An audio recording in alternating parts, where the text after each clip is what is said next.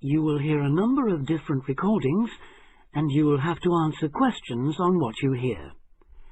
There will be time for you to read the instructions and questions, and you will have a chance to check your work. All the recordings will be played once only. The test is in 4 sections. Write all your answers in the listening question booklet. At the end of the real test, you will be given 10 minutes to transfer your answers to an answer sheet. Now turn to Section 1. Test 3. Section 1. You will hear a telephone conversation between a language student and an advisor. First, you have some time to look at questions 1 to 6.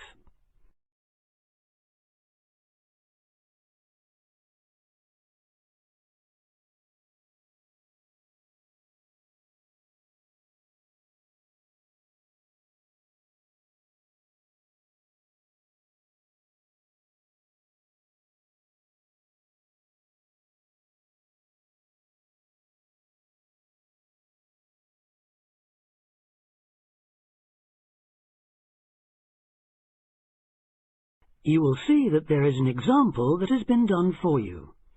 On this occasion only, the conversation relating to this will be played first. Homestay Language Learning, Lisa McDowell here. How can I help you? Hello, my name's Dan. Hello, Dan. And I'm going to be living with a family in Edinburgh for 3 months, so I'd like some advice on what to bring with me. I'm flying in via Singapore on the 15th. Right. Well, perhaps most important of all are your documents, vaccination certificate, sponsor's letter, and the certifying letter from us for immigration. The documents are essential, so A has been written in for you. Now we shall begin. You should answer the questions as you listen, because you will not hear the recording a second time. Listen carefully and answer questions 1 to 6. Homestay Language Learning, Lisa McDowell here. How can I help you? Hello, my name's Dan. Hello, Dan. And I'm going to be living with a family in Edinburgh for 3 months, so I'd like some advice on what to bring with me. I'm flying in via Singapore on the 15th. Right. Well, perhaps most important of all are your documents, vaccination certificate, sponsor's letter, and the certifying letter from us for immigration. Yes, I've got all those in order, I think. What I'm really wondering about are money and clothes and things for my room. The personal effects, in other words. Okay, let's start with cash. You'll already have money in your bank account here, of course, but make sure when you get here you have some cash on you. Pounds, that is, not euros or dollars. How much do you suggest? I'd say 50 as an absolute minimum. Okay. Now, the next thing is which clothes to bring.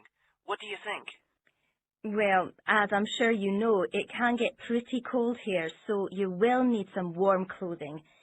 There are shops near here that sell winter clothes quite cheaply, so you really don't need to bring much. Do make sure, though, that you have at least one thick sweater and a jacket with you when you arrive here. The temperature's likely to be a lot lower than in Singapore. Oh, thanks for the warning. Now, something else I'm not sure about is whether to bring my computer. It's a laptop, so it won't take up much room. 2 problems. Firstly, it might not be compatible with the electricity supply in this country. And secondly, there's a risk of it getting broken in transit. Someone travelling here had hers smashed only last month. But surely I can carry it as hand luggage. Usually, yes. But because of all the tight security right now, you may have to check it in. So my advice is to leave yours at home. Okay, I think I will. Is there anything else you'd advise against bringing? Well, you won't need household or cooking things. They'll all be provided. And importing food, of course, isn't allowed by customs, though I imagine you already knew that. Well, yes. But the There are one or two things I'd suggest you find room for in your suitcase. Yes? Perhaps a few of your favourite cassettes or compact discs. Of course, you might be able to find them in the shops here, but then again, you might not. That's a good idea. Anything else? Yes. Some photographs of people and places that are special to you could be nice. They can really make your room feel like home. It's just a thought. I'll see if I've got a few good ones. Before you hear the rest of the conversation, you have some time to look at questions 7 to 10.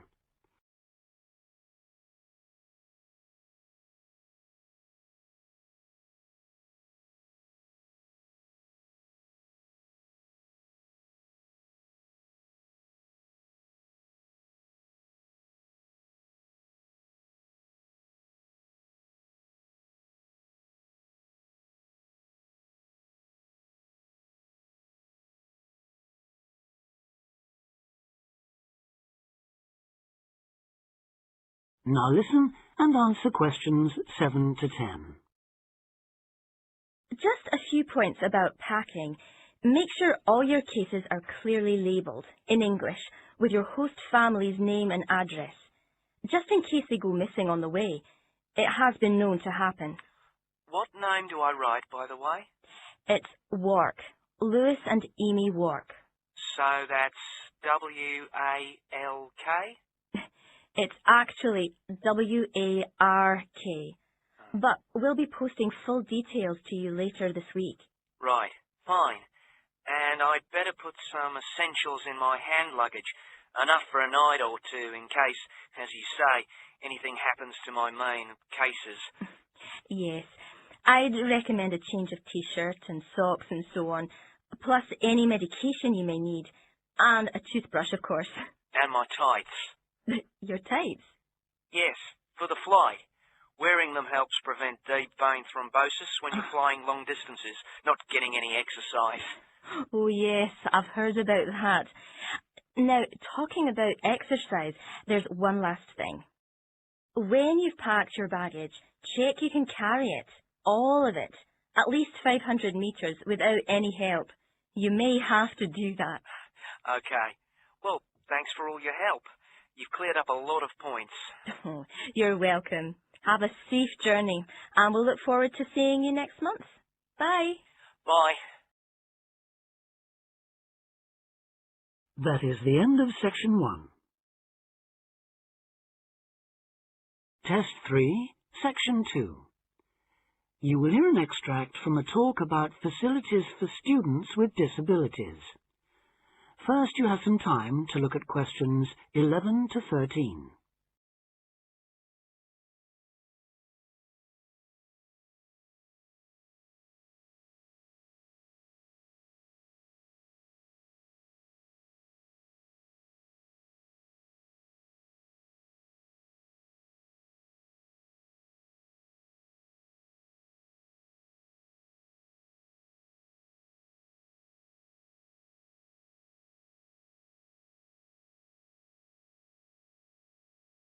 Now listen carefully and answer questions 11 to 13. Welcome to Student Times, the programme with all the latest on what's happening at universities around the country. Today we'll be discussing disabled applicants and the kind of support they can expect to find, or not find, at the university of their choice. With me to tell us more is Student Disability Advisor Sally Taylor. Good morning, Sally. Good morning, Hugh. I'd like to start by pointing out that although 1 in 4 people has some kind of disability, the proportion among students is much lower. This is partly because most students are under 25 and many people only develop their disabilities as they get older, but it's also because some universities don't do much to encourage access. It is true, though, that some have quite sticky problems when it comes to, for instance, wheelchair access, ancient buildings, cobbled streets built centuries ago, and so on. When faced with such a situation, some universities make an extra special effort to provide for students with particular disabilities, while others have specialist accommodation. In fact, all universities should have a written policy statement on students with disabilities, setting out what facilities they have, what their attitude is, and what they're prepared to do. But having said that, only you can properly understand the challenges of any disability you have, and so before accepting a place at a university, or even while you're considering applying, if only to raise the university's awareness, it's good to talk to them and find out how much they can and will do for you. The problem is who to talk to. Most universities and some students' unions have a disability advisor who is supposed to know what facilities they already have and will help with further arrangements if necessary or possible. However, all too often this person is a token. Sometimes it's just an extra responsibility given to a secretary. They don't know what the situation is in practice, and they don't have any real authority to change anything. So, given that for any prospective student it's best to visit a university before applying, it's an especially good idea for students with disabilities or special needs to check whether the place really does come up to scratch. In general, the university should provide personal care and assistance, and there are certain key features to look out for if you have a particular disability, including the following. Before you hear the rest of the talk, you have some time to look at questions 14 to 20.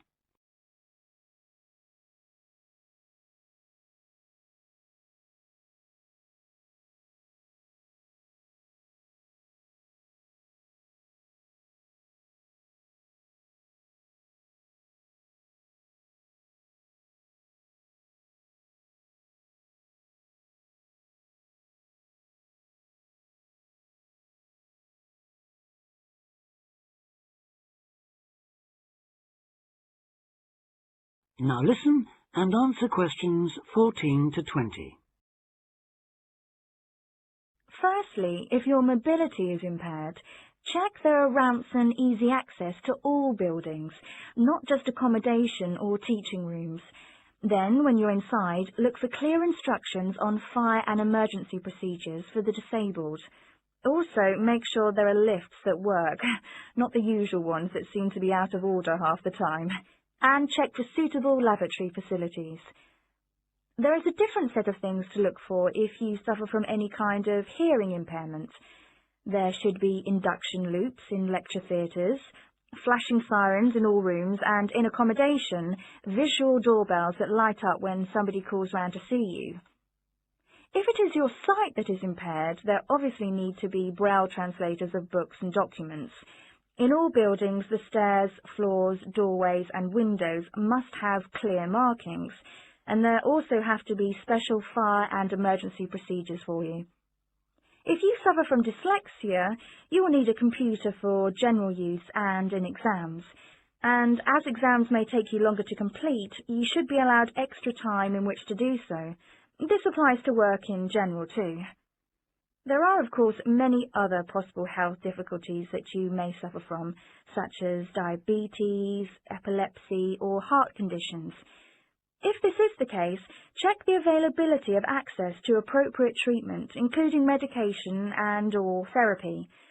Finally, make sure that in the event of an emergency, it is clear what you and other people who may be involved have to do. That is the end of section 2.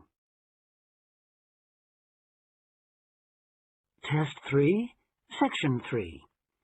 You will hear 3 students discussing a program of activities for new students at a college. First, you have some time to look at questions 21 to 26.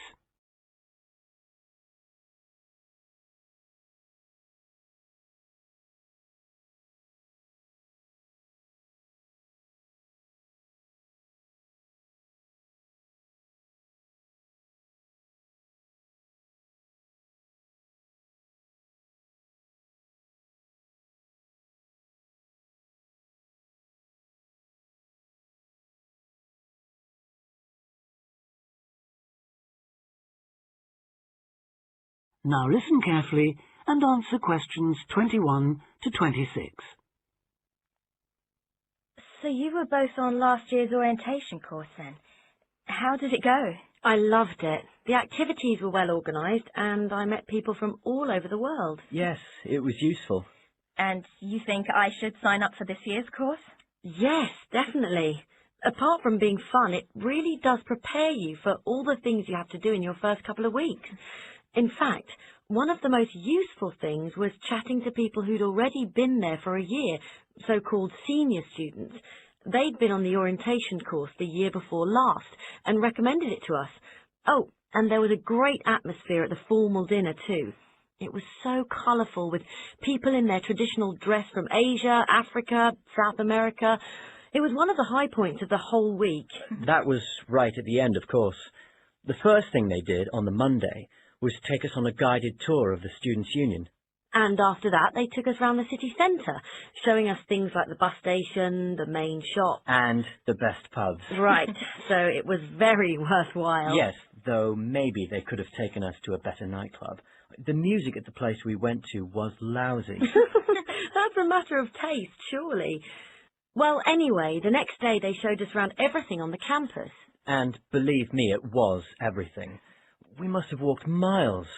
I could have done with less information on every building in sight, given that I'll probably never need to go into half of them, and a bit more on places everyone's likely to use at some time or other, like the sports block, the health centre, the bicycle and car parks. Which reminds me, there was an afternoon session on how to drive in this country, which seemed to me a bit weird, you know, for a university course.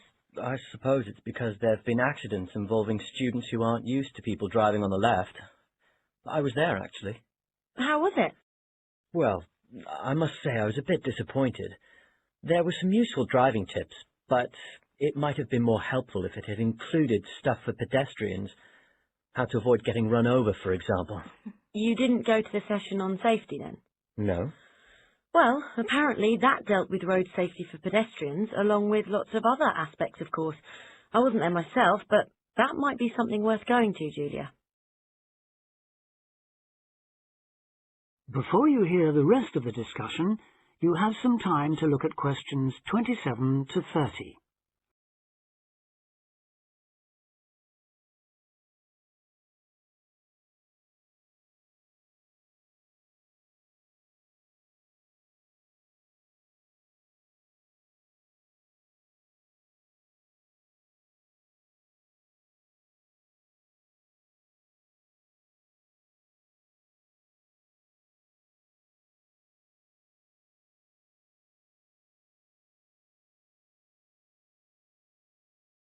Now listen and answer questions 27 to 30. I like the sound of the whole thing. Tell me, what's the accommodation like? Do you have a room to yourself, or do you have to share? What do you have to take with you? For the orientation course, you'll have an individual room in one of the halls of residence. That'll be a different hall from the one you're booked into for the year, but they're both on the campus, so you won't have far to go. And you won't have to take much with you. The room will have chairs, table, wardrobe, bed, mattress, blankets, sheets and so on. Take a warm coat or jacket, though. It may well rain, and it's unlikely to reach even 20 degrees in late September. But it shouldn't drop below about 10, at least during the day, which is something, I suppose. Right. Now, I know they can't do much about the weather, but did you have the feeling that they were looking after you on the course? Yes, we did. There were some little touches that showed they'd thought about what it was like to be starting a course of study abroad. Such as? Well, it's just a small example, but they gave us free email access to contact people at home. 30 minutes, if I remember correctly. Actually, I think it was 20. Yes, you're right. I was on for over half an hour and paid for an extra 10 or 15 minutes. Not that it was much. Emails don't take long to write anyway. No, they don't. So, just one more thing. The timetable. When does the course actually start and finish? Well, a lot of people get there on the Sunday, though you'd have to find a room for an extra night, as the course accommodation is only booked from the Monday, when things get going. Then they'll keep you busy all week until the dinner on the Friday. And that's it, is it? Yes, there's nothing after that. though most people stay over till Saturday, partly to recover from the party, but also because they can then move straight into their permanent rooms. I think I'll do that. Well, thanks a lot for all your advice. I'm sure I'll enjoy the course. I wish I could go on this year's too. That is the end of section 3. Test 3. Section 4. You will hear part of a lecture about fireworks. First, you have some time to read questions 31 to 40.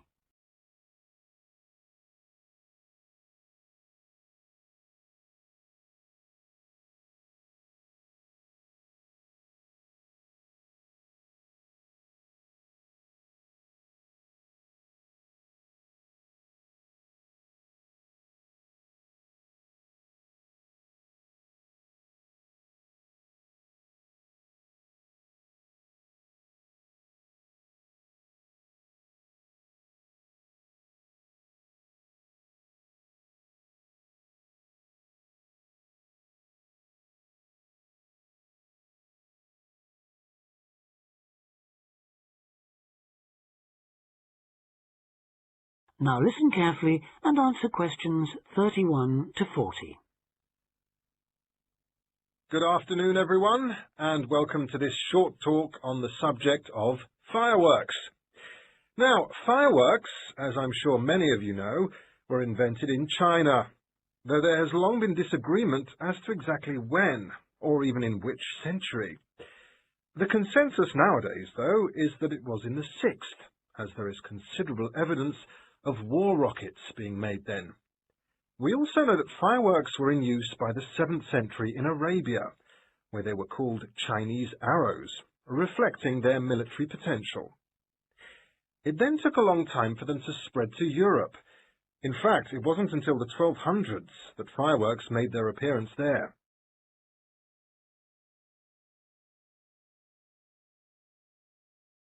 The basic ingredients of fireworks have changed little to this day.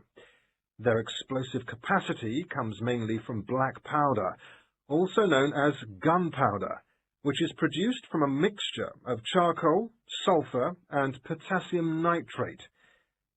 A modern aerial firework, the kind used nowadays in big public displays, not the small rocket type that you might remember from your childhood, is normally made in the form of a shell, often a sphere about the size of a peach. Inside the shell are a number of stars, surrounded by black powder, and running through the center of the round shell is a charge that makes the firework explode when it reaches the desired altitude. This is known as the bursting charge. When this explodes, it ignites the outside of the stars, which begin to burn with bright showers of sparks. Since the explosion throws the stars in all directions, you get the huge sphere of sparkling light that is so familiar at firework displays. A shell of this kind is launched from a 75mm diameter mortar, which in some ways resembles the type used by the military. The mortar is a steel, or increasingly for safety reasons, shatterproof plastic pipe. This is likely to be 500mm long and sealed at one end. The other end is aimed at the sky, and at the bottom of the pipe, below the shell, is placed a cylinder containing black powder. This has a long fuse, which projects out of the tube. When this is lit, it quickly burns down to the lifting charge, which explodes to launch the shell. In so doing, it also lights the shell's fuse.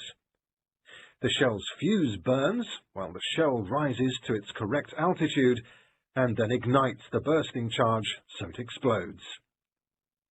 More complicated shells are divided into sections and burst in 2 or 3 phases.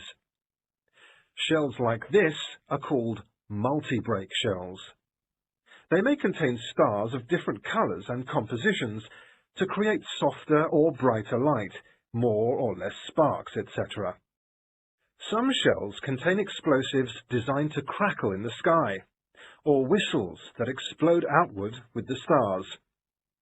The sections of a multi-break shell are ignited by different fuses, and the bursting of one section ignites the next.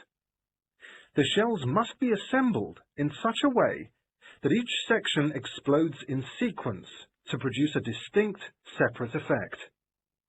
The pattern that an aerial shell paints in the sky depends on the arrangement of stars inside the shell. For example, if the stars are equally spaced in a circle, with black powder inside the circle, you will see an aerial display of smaller star explosions equally spaced in a circle. To create a specific figure in the sky, for instance a heart shape, you create an outline of the figure in stars inside the shell. Then you place explosive charges inside those stars to blow them outward into the shape of a large heart. Each charge has to be ignited at exactly the right time, or the whole thing is spoiled. Many other shapes have particular names, like the willow. This is formed by stars that fall in the shape of willow tree branches, spreading a little to the side and then downwards. The high charcoal composition of the stars makes them long burning, so they may even stay visible until they hit the ground. The ring shell is fairly basic. It is produced by stars exploding outwards to produce a symmetrical ring of coloured lights. More complex is the pattern created by the palm, which contains large comets, or charges, in the shape of a solid cylinder.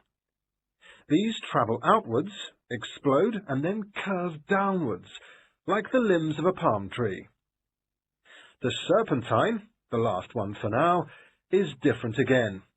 When this one bursts, it sends small tubes of incendiaries scattering outwards in random paths, which may culminate in exploding stars. It can be quite spectacular. That is the end of Test 3.